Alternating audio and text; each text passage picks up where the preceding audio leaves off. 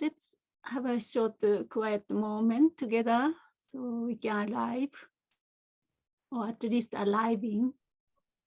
So in this specific short meditation, I invite you to connect to two energies. One is as you inhale, see if you can feel that horizontal expansion, your body as an altar or sacred holy vessel, breathing all the way to the lower belly. Feel the connection to everything around you. This vessel expands like a magic, like Alice in Wonderland, teacup expand. Then as you exhale, this vessel tones or upright moving energies. As you inhale, imagine downward expanding energies. Then exhale, then elongate your body and connect to the central channel, uprising. So for the next few minutes, see if we can connect these three-dimensional domains of who you are. Inhale, expand and connect, merge into the universe. Exhale, connect to this shimmering river of central channel. In this way, you can fully embody. Inhale, you can connect to love. Exhale, you connect to the wisdom of emptiness. One Indian master said, love tells me I'm everything. Wisdom tells me I'm nothing. Between those two, my life is unfolding. Love tells me I'm everything. I'm full. I'm complete. Wisdom tells me I'm nothing. I'm emptiness. Between those two, I embody. My life unfolds moment to moment. Life is sacred from the tantric point of view. We are enjoying, we are savoring this human incarnation, human expression, highest form of existence, you can say. That is human life. Each of us has.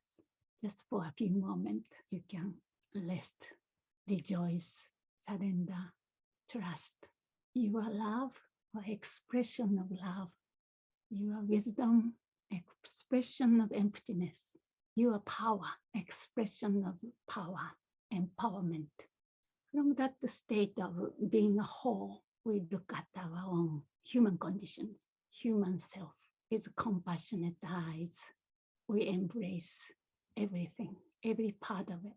Then we're going to see through that dark part of ourselves, constricted energies in many different levels, physical, emotional, psychological, energetic level of constrictions, inauspicious aspect.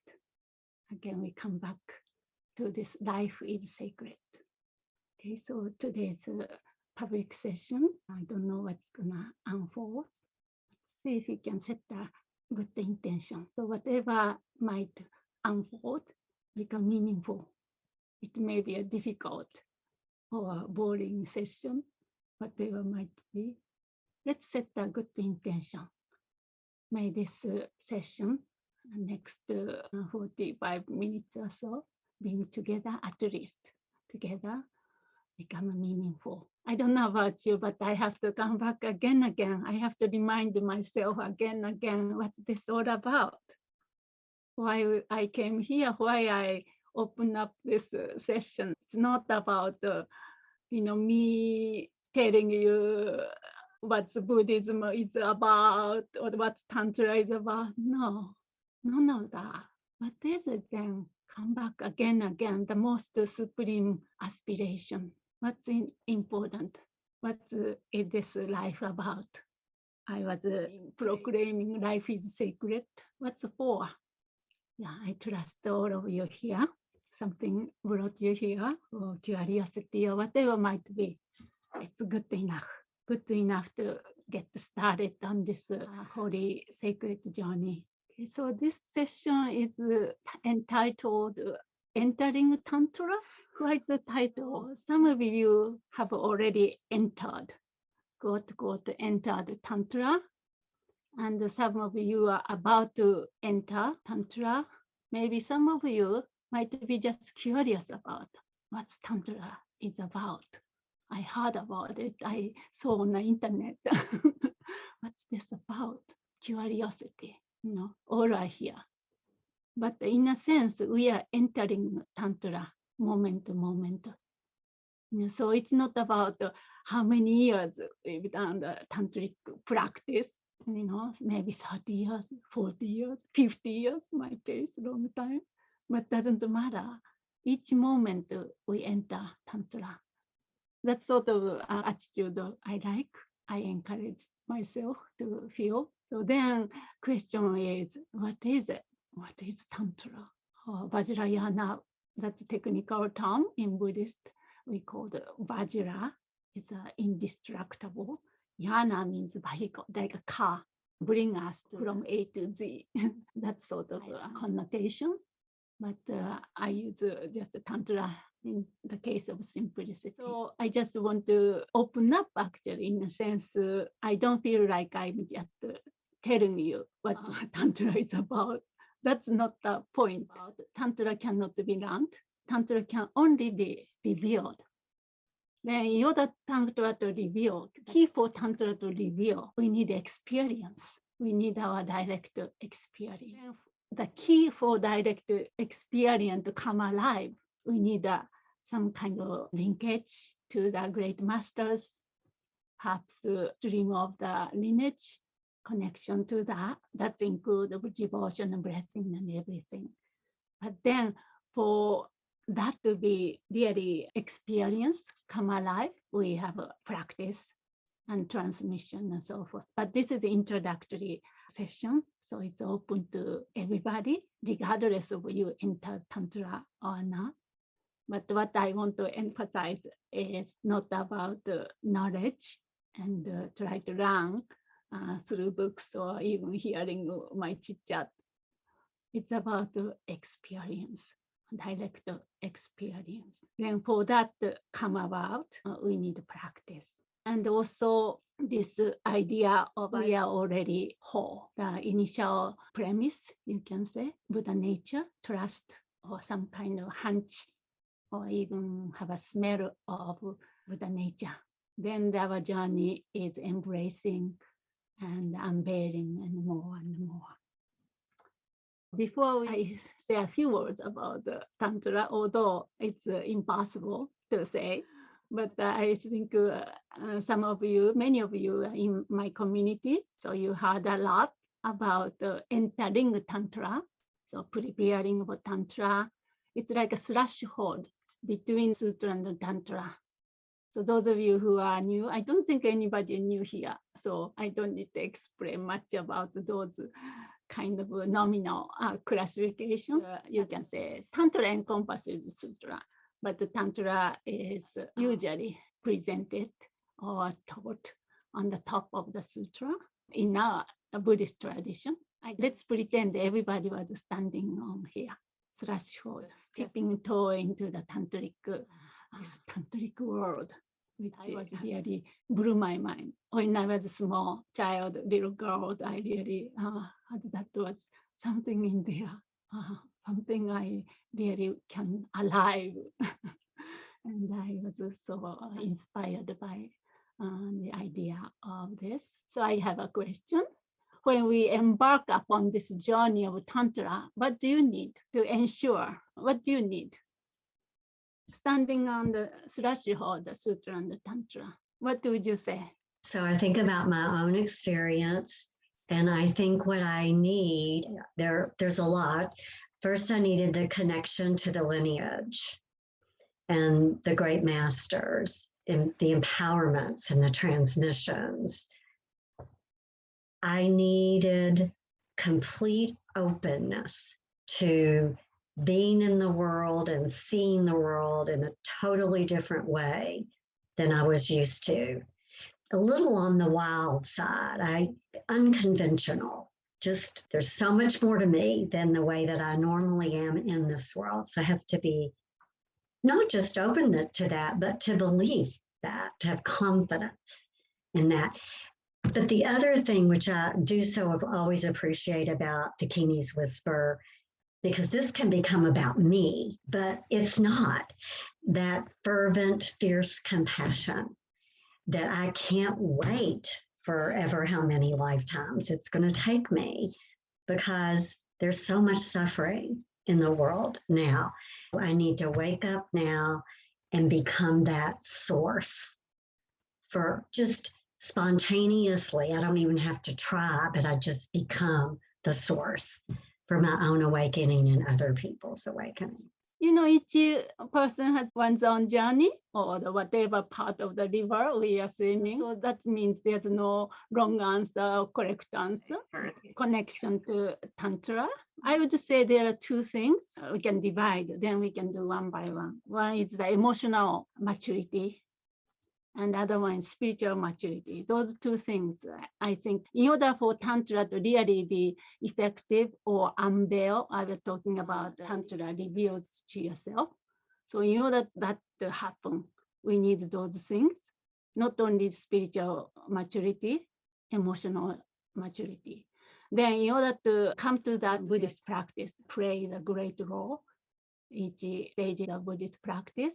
Actually, maybe Tibetan teacher doesn't say this is for the emotional maturity practice, but through our experience, we can come to know that. So I'm talking about right now spiritual maturity, when right intention, more spiritual side of maturity. When I think about the sutra teachings are so rich and everything, but what kind of is it that makes me want to go into the field of Tantra?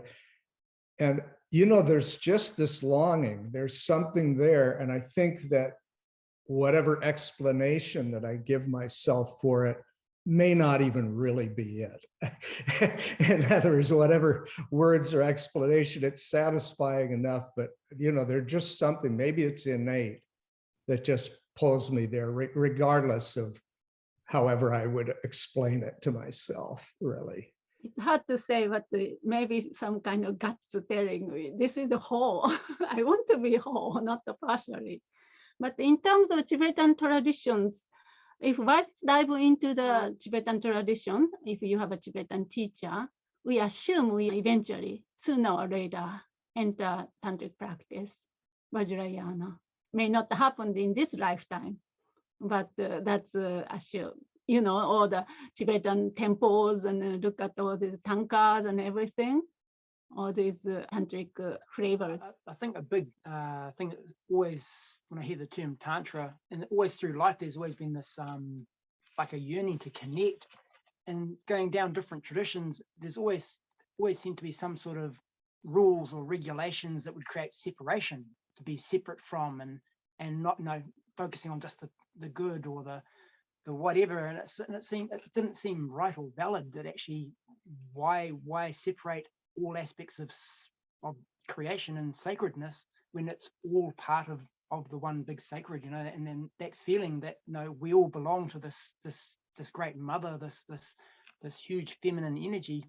And so that's a big draw card for this whole being that's just drawn towards this, and meeting with Dakini's Whisper has, or is, feeling very valid and satisfying something so deep inside, in the way that what's come so far. So just this inner knowing that there is no separation in anything, and so that everything is sacred, no matter what it looks like, the profound and the profane. It's all one big experience. I like that term, inner knowing, inner wisdom. It's already known, and trust that. Tantra, etymology of tam. Tam means weave. Tantra is protection. So it's weave everything. We can say sutra means thread. This is maybe my connection, my interpretation. But the sutra is all that we learned, Four Noble Paths, Four Noble Truths, and so forth. We learned all this. Now Tantra, we come to the threshold, then we jump into the Tantra, then we weave all the things, Sutra teaching, then make it our own. It's create this beauty, actually already there, but really embracing everything and make sense and make use. Many of you are talking about the service of all beings. So it became so effective to and escalate the process of serving or protecting all the mother kind suffering beings.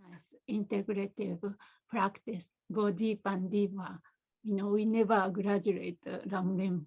We go deeper, go back or spiral up, you can say, and look at our own life and the honest review of our own life.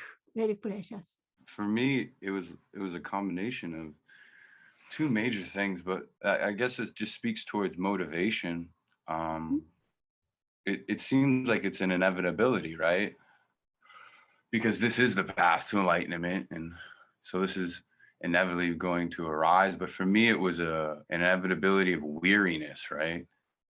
You just get so tired of it not working, whatever it is, and then you're reminded, right? Like, oh, okay, cool, I can go back to that.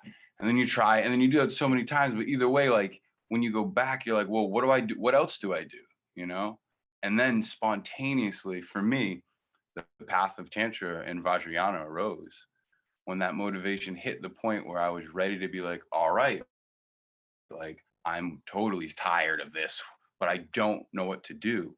That is an energy in and of itself. And then that's when the path arose for me. And but then also I think like the other side of that would be like, I want to perform miracles, right? What people call miracles now, what seems impossible, I know to be possible, and I want to do it now, today, right now with you guys, And so there's like the other side of it for me that isn't so like monotonous, but is just as spontaneous as the path itself, is that feeling, that knowing. I just gonna bring what he said into that context or so to speak. So first part you said is maybe renunciation, this awakening to this.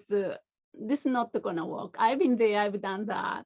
Then come to some kind of decision, orientation to go for awakening and freedom.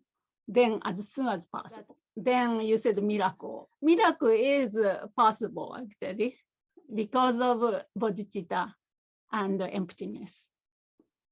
There's no such a thing out there and solidified phenomena and the self, even self, the self, me. We think of me here, solidified idea we have. We cut through this ordinary perception and the ordinary outlook, ordinary view through tantric practice and through emptiness, view of emptiness. So the miracle is just, you can say miracle, but maybe that terminology may not apply to ourselves. That's natural outcome of realizations. So those three things, actually, I wanted to kind of hint you guys. I wanted to put three things: renunciation, bodhicitta, and emptiness. Of course, always repeat. But I encourage ourselves to really, what's that means, and in our own journey right now at this point, always come back again and again and again. Then that is the, you can say, process of spiritual maturity, I call, for embarking Tantra. Without that, there's no context. It's all about the process of moment-to-moment unfoldment of Buddha nature, you can say. So that's what we are talking about. Then you said that you don't know what to do, but that's a practice, right? Practice comes in. We just introduced this beautiful practice. Then I said the spiritual maturity and emotional maturity, that's my language. I found those two things. For example, the reason traditional Tibetan Lama asked us to do a preliminary practice. For example, prostrations, accumulation of mandala, whatever it is, 100,000 of this, 100,000 that, that is the process, actually more geared toward the process of emotional maturity. All these yakis that comes up. Doubt comes up, boring, and all this emotional conflict, that's called klesha, comes up. Then we work with that. But in our practice, our communities, we are not required to finish those each so-called uncommon preliminaries, but that's the exact reason I introduced 5 Dakini practices. For those of you who are starting 5 Dakini practice as a preliminary to Cho practice, advanced tantric practices. So allowed all these debris to come out, welcome them. Then we see through the true nature of it and walk with it. So ready for those kind of get dirty, so to speak. It's not a beautiful, pure, smooth sailing thing. Some people may not want to do that.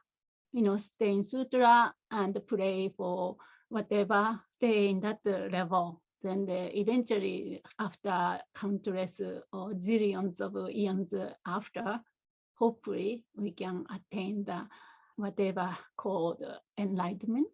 But those of us who are here actually are quite impatient in the sense like compassion is big enough, wide enough. Our heart is open enough to if a child is drowning in the river, what would you do?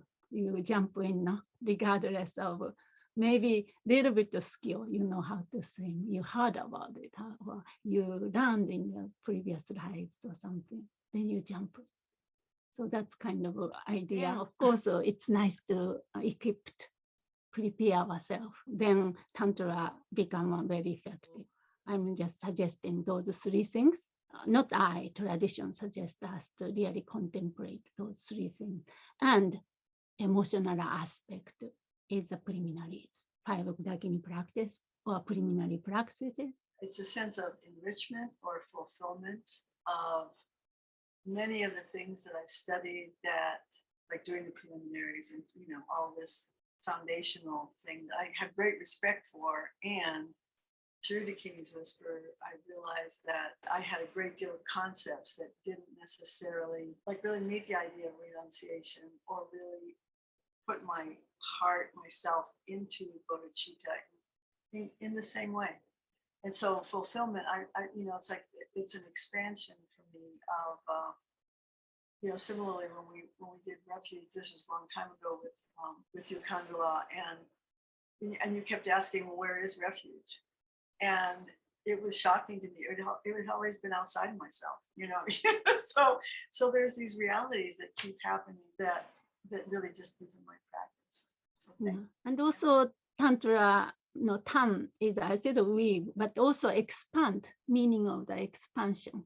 Moment to moment, we are expanding, or we are deepening, whichever you would say. At the beginning of this session, I invited you to connect horizontally and vertically and 3-dimensionally, and your beings are vast potential. Tantra implies really unlocking the inner secret, which each of us already hold, jewels, gold nugget. That's who you are. But all these kind of things smudge dust off. So in that process, actually, we invite all these yucky stuff, which we usually don't want to face. This is not really talking about what Tantra is about, but just more like kind of just stop and think about what's entering Tantras is about in my life. It's coming to the closure, but I just want to summarize maybe. Just a reminder to ourselves about the spiritual maturity, which I call the right intention. 3 guiding principles, actually you already know. Just this is a way to really integrate into our own mind stream. It's not about concept, it's a direct experience. Then how does that feel like in a more embodied way? So first one is, this is translation in a definite emergence. So this is a review, Ramrim review, renunciation. The willingness to begin to wake up or face one's own unwalkable life. Do you have that? Or do I have it? Just ask a question. These inquiries are so precious, always, no matter 20 years, 30 years we are doing practice. What happened is we started to solidify. We become comfortable in the practice. And then feels like as long as I'm practice, I'm okay kind of thing. Then lost the whole point of why I'm here, I'm practicing. So we come back again. So we are willing to face where we are stuck, where we are caught in unconscious habit in life. I call sleepwalking.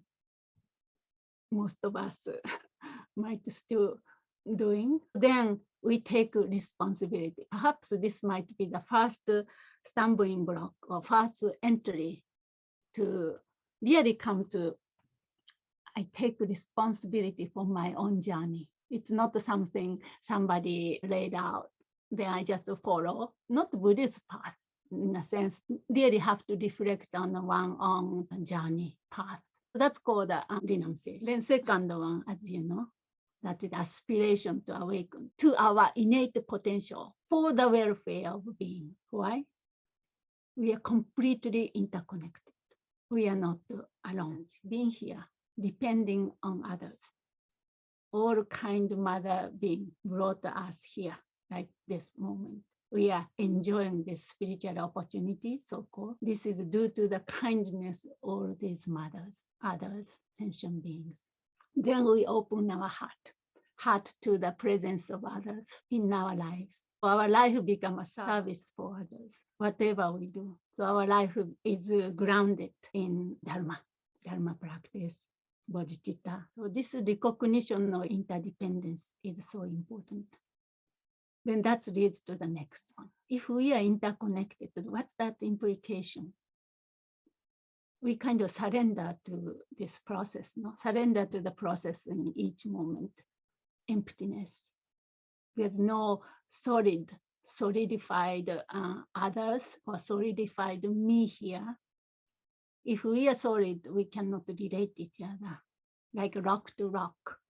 So we engage in openness to our innate nature so that we can manifest that quality in the world in every moment. Surrender to the process in each moment, giving ourselves to the welfare of others. So what's blocking us to be completely open is this solidified egos or ego grasping, sometimes translated. So we need to let go of that. Just like a process of water, it has no enduring substance. We are merely a moment-to-moment unfoldment process. So this is a realization needed.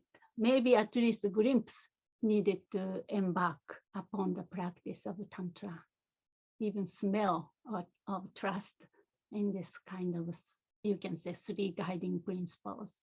Then Tantra will reveal to you, unfold itself to you. So when we are open to it, Buddha nature will shine through the clouds, like a sun shining through the clouds. Having said that, maybe we're going to sit quietly, whatever experience, direct experience you are having through this short session. If you can rest in the echo or flavor of that experience, knowing that this experience I'm having right now feels like very difficult, but in nature, this is the expression of my Buddha nature, expression of the innate, deepest dimension of the Purana, what I am. So it's nice to do bodhicitta dedication. If you know that, you just recite with me. This kind of recitation is about to bring up some kind of experience in you. So that's the most important. Awakening mind, bodhicitta is supreme and precious. May it arise where it has not arisen. May it not fade where it has arisen. May it ever grow and flourish. May all Father, Mother, sentient beings have happiness. May all the lower realms be empty forever. Bodhisattvas, where they are, may all your prayers come true. In the pure realm surrounded by the chain of snow mountains is the source of all happiness and benefit. Powerful Avalokiteshvara Tenzin Gyatso, may you live long until samsara ends. Venerable Gurus, may you have stable lives and expand your awakened activities to the 10 directions. May the lamp of Dosandapa's teaching dispel being's darkness in the three realms remaining forever. Just as the heroic Manjushri realized things as they are, and Savantabhadra as well. I too dedicate all these virtues in the best way, so that I may follow their perfect example. I also completely dedicate all my roots of virtues with the dedications praised as the best by the victorious ones gone beyond the Sri Ram, so I may perform good works. May the Buddha appear in the world. May the teaching shine forth like the sunshine. May the holder of teaching be accordant to like brothers. May teachings remain for a long time. May we all have such auspicious fortunes. So each of us is currently having this rare opportunity of auspicious fortune. This will not last forever. This is just a flash of lightning, the little tiny room or the tiny period we encounter here in history. We need to savor it. We need to take responsibility for these opportunities. That's why we need to pray this, I say. May the Buddha appear in the world. It's so rare the awakened Buddha appeared and taught in this history.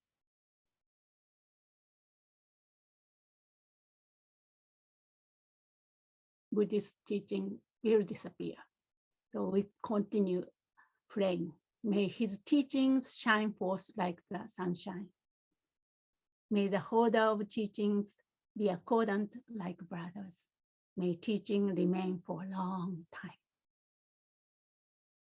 so that we can keep practicing, keep cultivating, keep staying on this path, authentic path, which leads to awakening, until even the word suffering disappear from this vocabulary, dictionary, Google dictionary.